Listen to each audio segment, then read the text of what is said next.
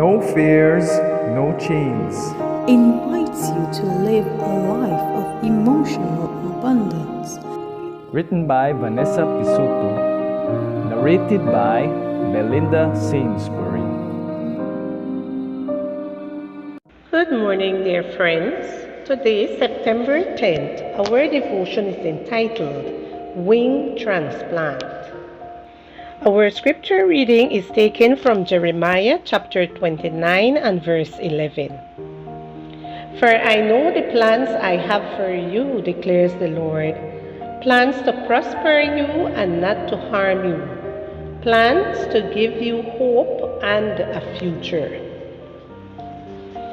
I saw a woman perform a butterfly wing transplant. Katie Van Blerekium creates artwork with insects in Kansas, United States.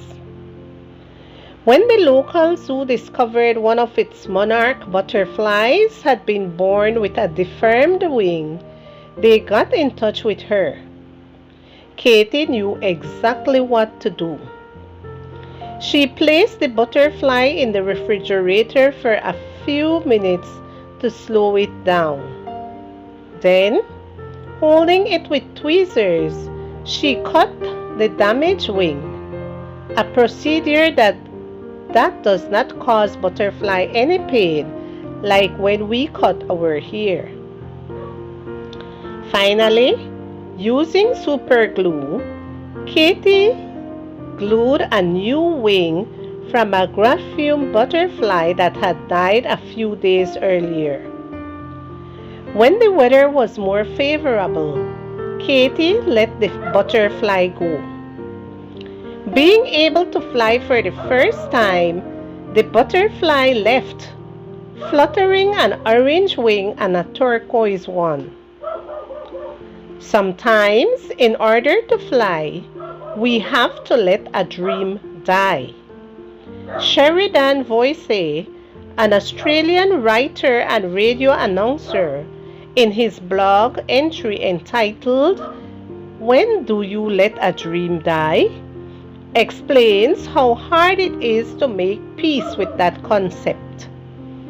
The idea of letting go of a dream goes against almost everything in our culture. Bookstores abound with books about finding a dream, pursuing a dream, fulfilling a dream. The standard Hollywood film script ends with a dream coming true. No one talks about letting go of a dream, letting one die. However, in order to move forward, there are times in which we need to abandon a plan. Sometimes God clearly says no or not now. Other times, pursuing a dream affects our physical, mental, or emotional health. Or perhaps, clinging to a plan implies sacrificing relationships we would not sacrifice. A dream might hold a place in our identity that only belongs to God. Likewise, it is possible for a perfectly good dream not to come true, only because we live in an imperfect world where sin exists. Regardless of the reason, sometimes we have to let it go. Sometimes we need to allow God to cut a wing off and give us an entirely different future than what we had planned. Lord, you know my dreams. If any of them are in your plans, help me to let them go. You are trustworthy. I accept. I accept your plans for my life, even when I do not understand them. For I know the plans I have for you, declares the Lord, plans to prosper you and not to harm you, plans to give you hope and a future. Jeremiah 29, verse 11.